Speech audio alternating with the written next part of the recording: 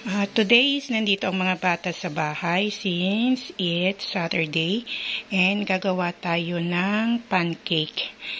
Para maiba naman ng pancake, lalagyan natin na siya ng flavor. Gagawin natin siyang Milo pancake. So here's our ingredients. 1 cup ng all-purpose flour. Ordinary flour is pwede rin.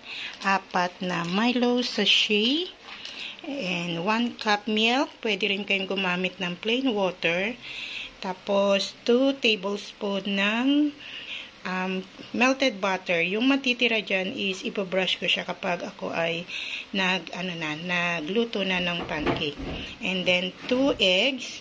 Ang ginamit ko dito ay medium. Pero pwede kayong gumamit kung anong gusto nyo yung size ng eggs.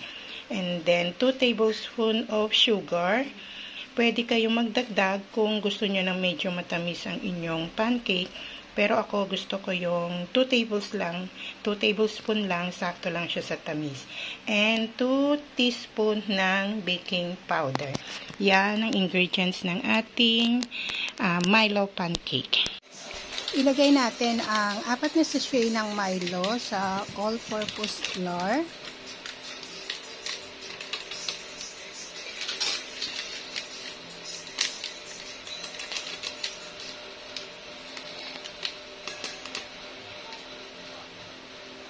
Then, ang sugar, ang baking powder.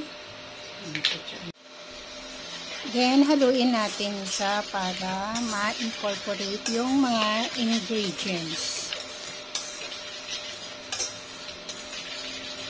Pag well mix ng ating dry ingredients, set aside muna natin siya at imimix na natin ang wet ingredients. Sa isang bowl, ilagay natin ang evaporated milk, ang ating 2 eggs,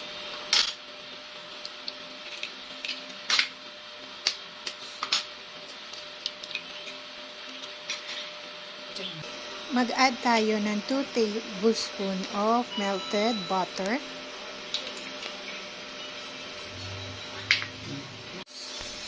I-mix natin ang egg, ang melted butter at ang milk hanggang sa well mix na siya.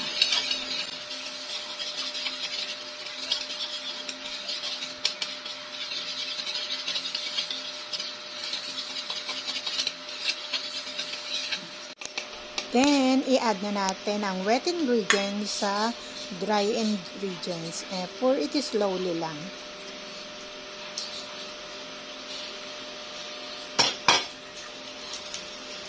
Then, i-mix natin siya hanggang sa wala na tayong makitang lumps.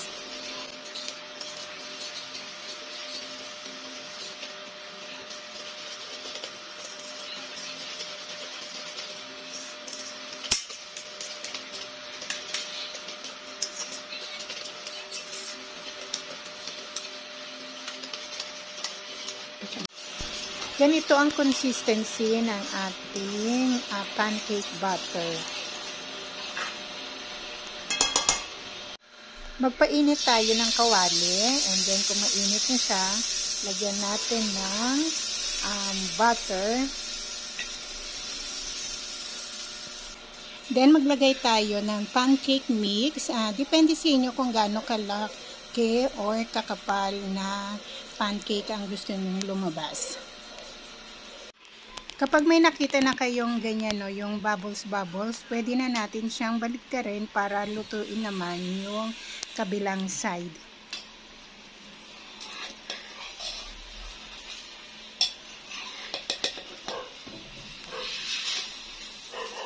Hintayin natin maluto ang ating pancake and then pwede na natin siyang ilagay sa pinggan and repeat the procedure for the rest of the mix. For the toppings, I'm going to use this coconut syrup.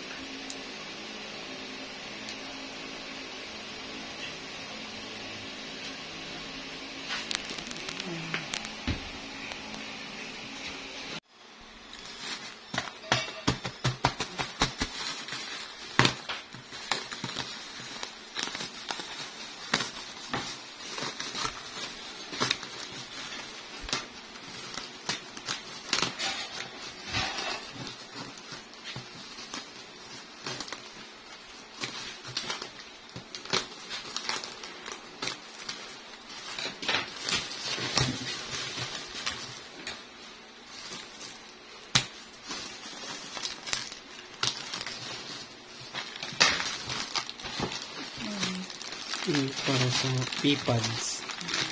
Para sa ihi. Pipas.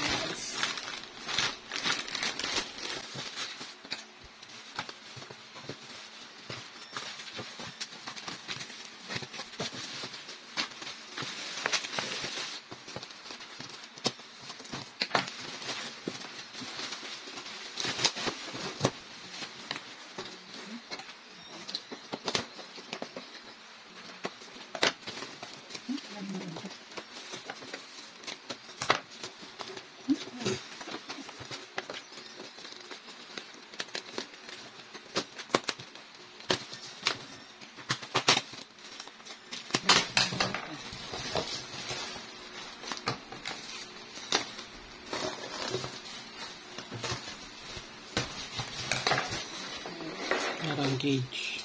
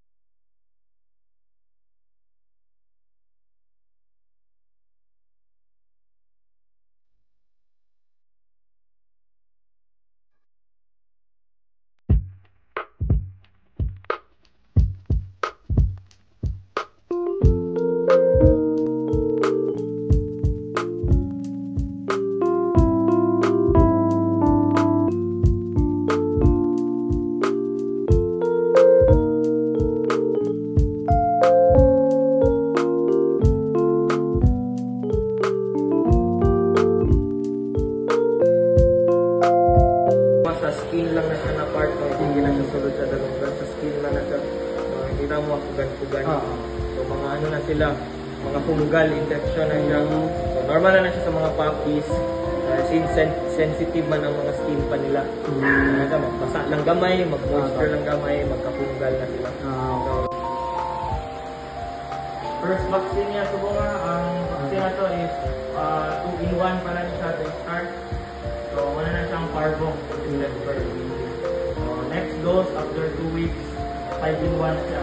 Para hindi siya multi-hide sa 5-in-1. Start.